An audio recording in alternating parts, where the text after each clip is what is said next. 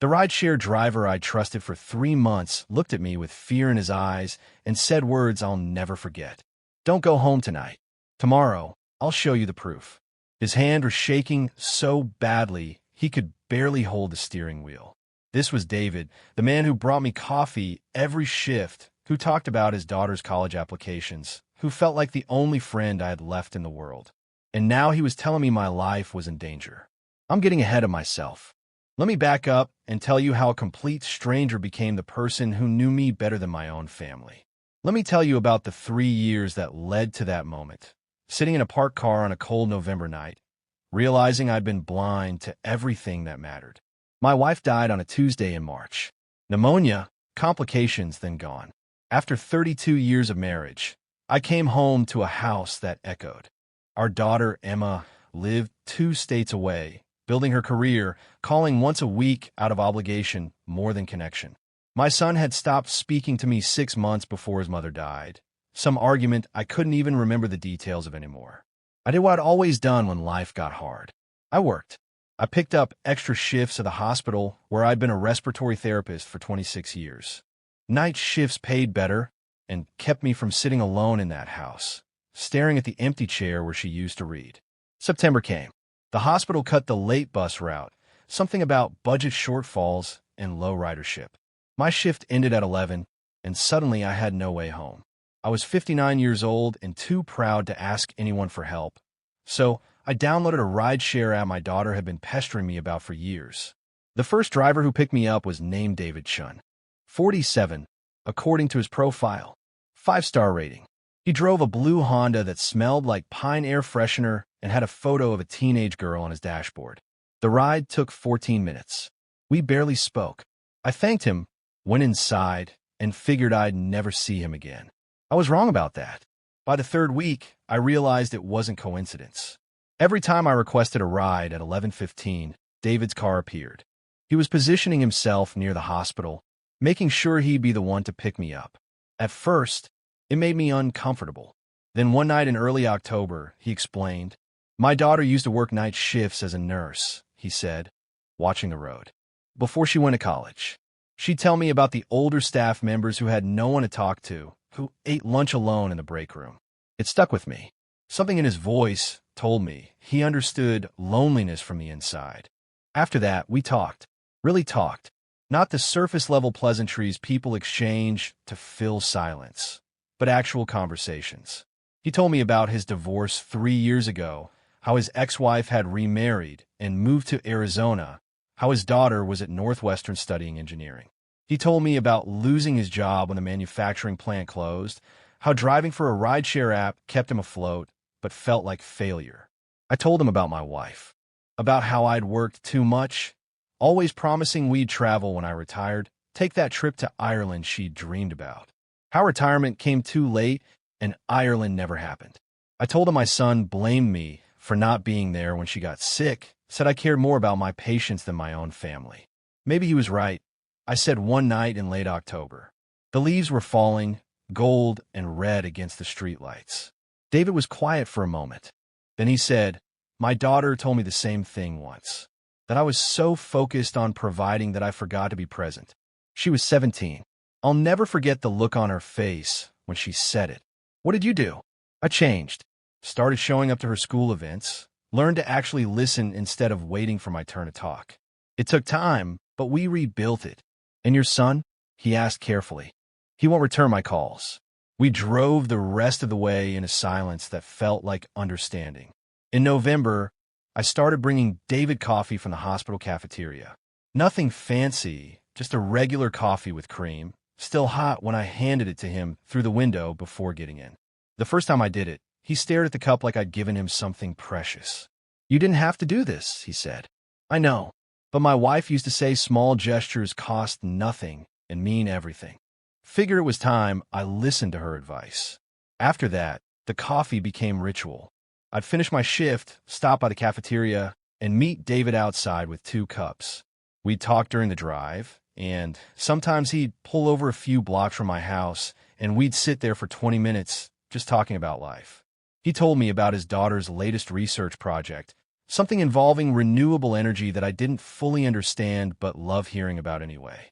I told him about difficult patients, about the teenager who'd come in with an asthma attack and left with better breathing than she'd had in years.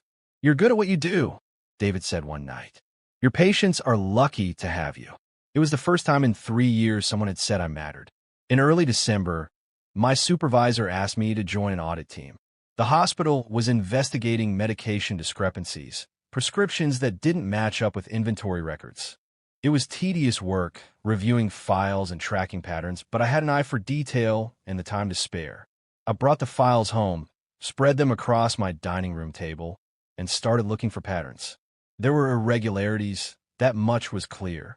Medications marked as dispensed that didn't appear in physical counts. Prescriptions for patients who'd been discharged, or in some cases had died. It should have bothered me more than it did. But I was grateful to have something to focus on besides the silence in my house. The first sign something was wrong came on a Tuesday night in mid-December. I was waiting outside the hospital at 11:15, coffee in hand, when David pulled up 10 minutes late. His face was pale, his hands gripping the steering wheel too tight. "Everything okay?" I asked, climbing into the back seat. "Yeah, sorry I'm late. Rough passenger earlier." But his voice was off, strained. He kept checking the rearview mirror like he expected someone to follow us. "David, what happened?" "Nothing. Really. Just someone who drank too much and got aggressive." I'm Fina. He wasn't fine. I could see it in the way his jaw was clenched, the way he kept glancing at his phone on the dashboard. We drove in silence. When we reached my house, David didn't pull away immediately like he usually did. He sat there, engine running, staring straight ahead. "Be careful," he said finally. "Just be careful, okay?" Careful of what? But he was already pulling away, leaving me standing on the sidewalk with questions and a cold cup of coffee. The next night, David didn't show up. I requested a ride and got a different driver, a woman in her 20s who didn't talk and had the radio too loud. I tried calling David's number, the one he'd given me in case I ever needed to reach him directly. It went to voicemail. Thursday night, same thing. No David. My calls went unanswered. By Friday, I was worried enough to message him through the app. "Are you okay? Haven't seen you in a few days." He responded 3 hours later. "Can we talk?" "Not through the app. Meet me at the coffee shop on Hennepin Avenue tomorrow, 2 p.m. I arrived 15 minutes early. David was already there, sitting in the back corner with 2 cups of coffee and a manila folder on the table. He looked like he hadn't slept in days. "I almost didn't come," he said when I sat down. Almost convinced myself I was wrong, that I was seeing patterns that weren't there. "David, what's going on?" He opened the folder. Inside were printed screenshots of rideshare trips, photos of locations, and what looked like audio transcripts. 3 weeks ago, I picked up a passenger from a bar downtown. He was intoxicated, on his phone the entire ride. I normally tune it out, but he mentioned an address that sounded familiar. "Your address." My stomach dropped. I started paying attention. He was talking to someone about an audit, about someone getting too close to something. He said he needed to handle it before it became a problem. David slid one of the transcripts across the table. I read it, my hand starting to shake. "The medication audit?" I whispered. "Someone's worried about the medication audit.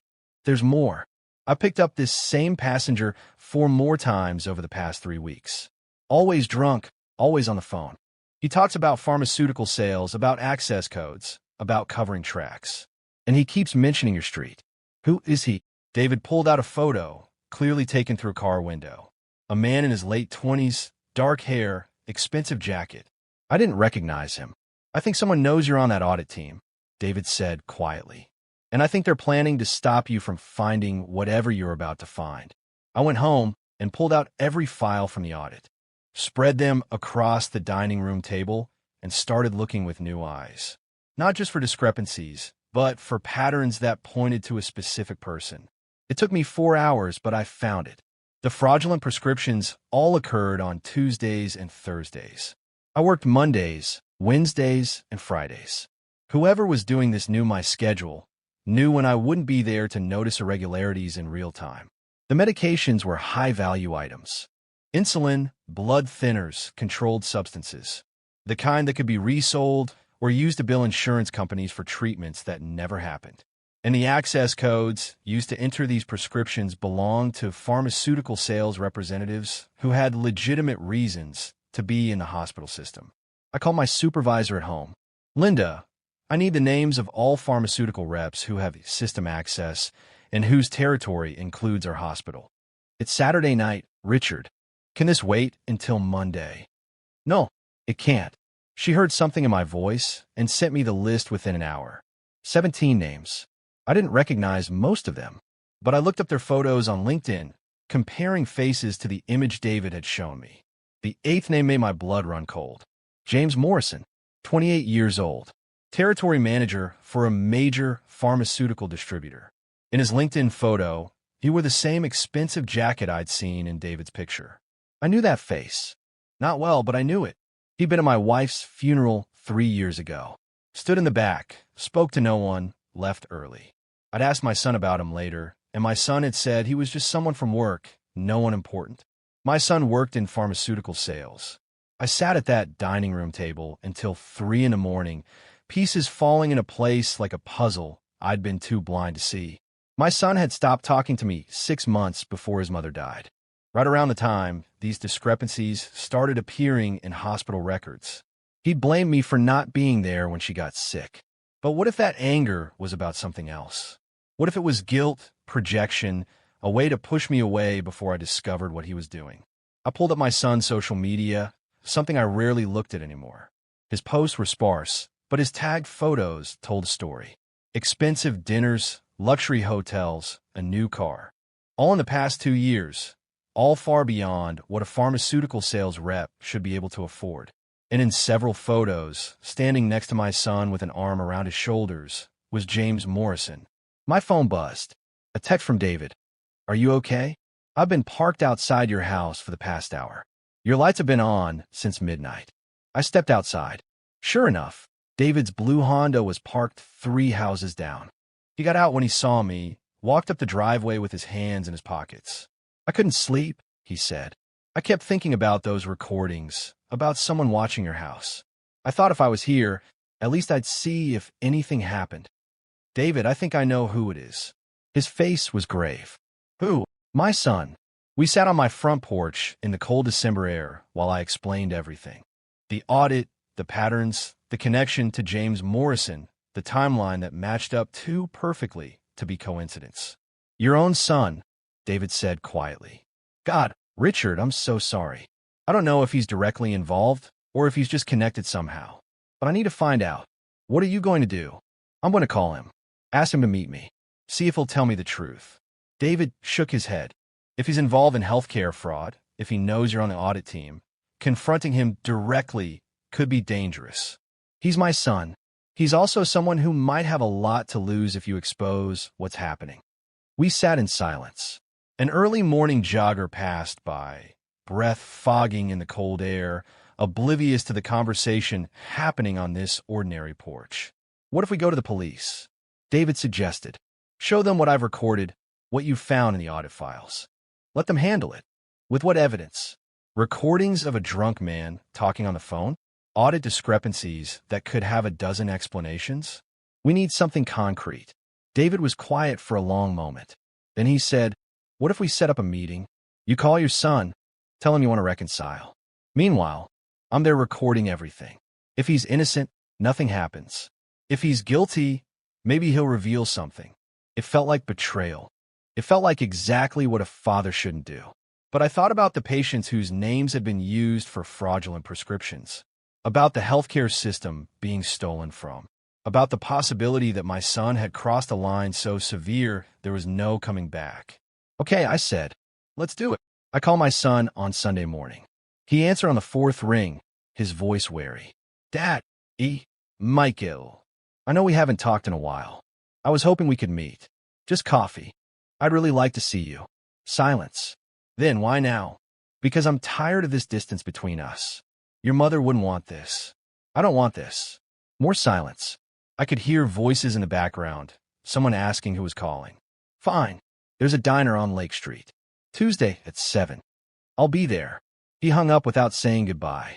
David and I spent Monday preparing. He'd wear a wire, sit in a booth nearby, record everything. I tried to talk to Michael about his work, about the hospital, about whether he knew anything about the audit. We'd see how he reacted. Tuesday came. I arrived at the diner at 6:45, ordered coffee, and waited. David was already there, sitting 3 booths away with a newspaper and a recording device hidden in his jacket pocket. Michael walked in at 7:03. He'd gained weight, looked tired. He slid into the booth across from me without making eye contact. "Thanks for coming," I said. "Let's just get this over with." "What do you want?" "I want to talk to my son. I want to understand why you're so angry with me." "You really don't know? Tell me." He leaned back, arms crossed. "You were never there. When Mom got sick, when she needed you, you were at the hospital taking care of strangers. You made time for your patients, but not for your own family. You're right. I was absent. I'm sorry for that. Sorry doesn't fix it." I took a breath. I've been thinking about that a lot lately, about how I prioritize the wrong things. I'm on an audit team now at the hospital, reviewing old cases. It's made me realize how much I missed while I was busy working. His jaw tightened. An audit, medication discrepancies, prescriptions that don't add up. It's been eye-opening, seeing how easy it would be for someone to manipulate the system if they had access. Michael's face went pale. "What kind of access?" "Sales reps, mostly. People who know the system, who have legitimate reasons to be in there. The kind of fraud we're looking at would require inside knowledge." "Why are you telling me this?" "Because you work in pharmaceutical sales. Because I thought you might have insights into how someone would pull this off." He stood up abruptly. "I have to go." "Michael, wait. Don't contact me again." He walked out. I sat there, coffee going cold, watching him through the window as he got in his car and drove away too fast. David came over my booth. I got it all. The way his face changed when you mentioned the audit, the panic in his voice. "Richard, I think your son is involved." I already knew, but hearing David say it out loud made it real in a way I couldn't ignore anymore. We went to the police the next morning. Detective Sarah Chun listened to David's recordings, reviewed the audit files I'd brought, and asked careful questions about my son's timeline and behavior. "This is preliminary," she said, "but there's enough here to investigate. We'll need to coordinate with the DEA and Medicare Fraud Division. Healthcare fraud is federal." "What happens now?" I asked. "We dig deeper, look at financial records, interview the other person on those recordings, see if there's enough to bring charges." "How much contact do you have with your son?" "None. He just told me not to contact him again." She nodded. "That might be for the best. If he is involved, he's going to be watching for any signs that you're onto him." Over the next 3 weeks, I went to work, came home, and waited. David checked in every day, sometimes just a text, sometimes driving by to make sure I was okay. The audit team finished their report, documenting $180,000 in fraudulent prescriptions over 30 months.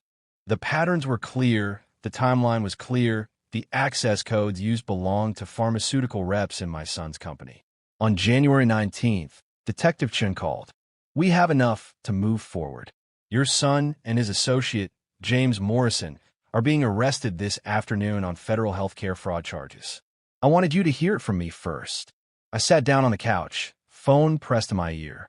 "What happens to him?" "That depends on the evidence, whether he cooperates, whether there are other charges. Federal healthcare fraud carries serious prison time." "How serious?" "Years, Richard. Potentially decades." I thanked her and hung up.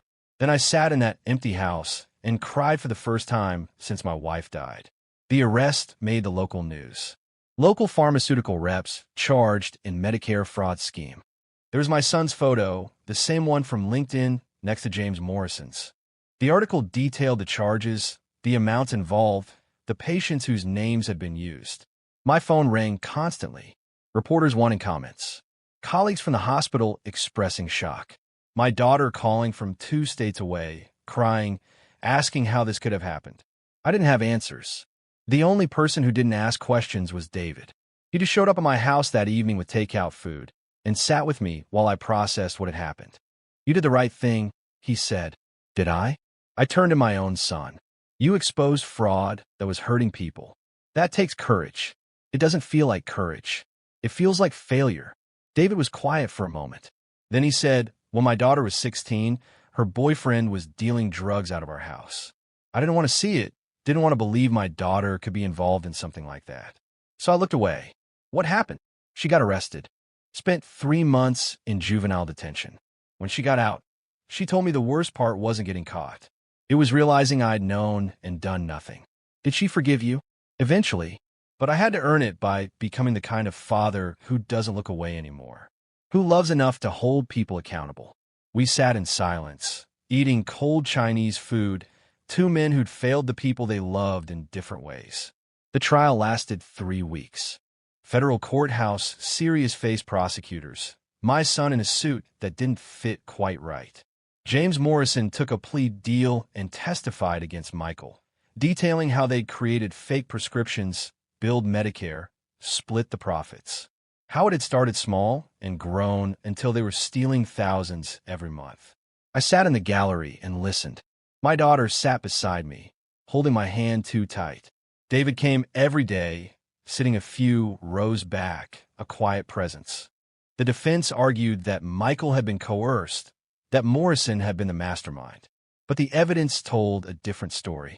Bank records showing equal deposits. Text messages discussing strategy. My son's fingerprints all over the scheme. The jury deliberated for 6 hours. Guilty on all counts. At sentencing 2 weeks later, Michael stood before the judge and read a prepared statement. He talked about the pressure to succeed, about making bad choices, about how sorry he was. He didn't look at me once. The judge gave him 8 years in federal prison. As the marshals led him away, Michael finally turned. Our eyes met across the courtroom. I wanted to see remorse, understanding, something that looked like my son. Instead, I saw anger, blame, the same expression he'd worn the last time we'd spoken before his mother died. He was led away. The courtroom emptied, and I sat there wondering how I'd missed every sign that my son had become someone I didn't recognize. 6 months after the trial, I retired from the hospital.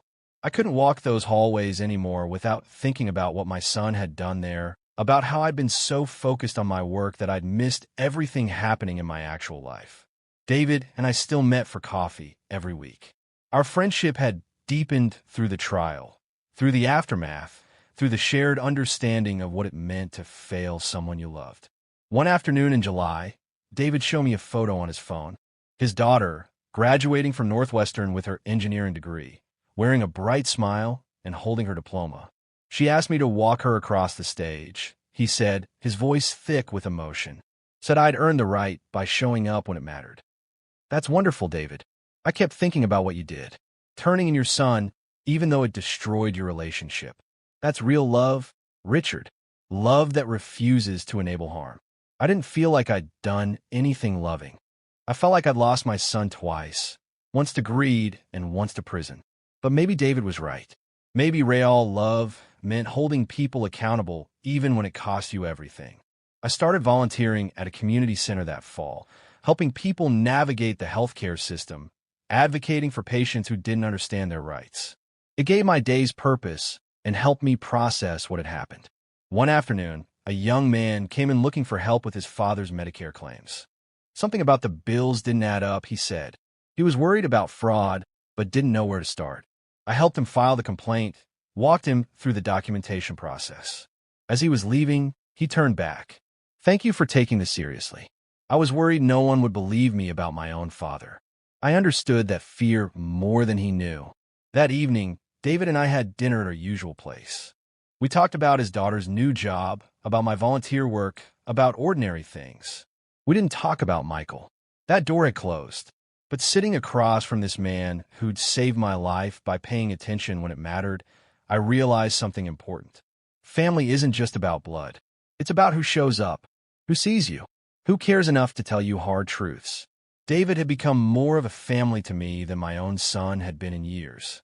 I've been thinking, I said, about what you said at the trial, about love meaning accountability. Yeah, I think you were right. I spent so many years confusing love with permissiveness, letting things slide because I didn't want conflict, looking away because confrontation was uncomfortable. We all do that, David said. It's human, but it's not love. Real love means seeing someone clearly and caring enough to say the hard things, even when it costs you. David nodded. My daughter taught me that. When she got out of detention, she told me she needed a father who would hold her accountable, not one who enabled her mistakes out of fear of losing her. Do you think Michael will ever understand that? I don't know.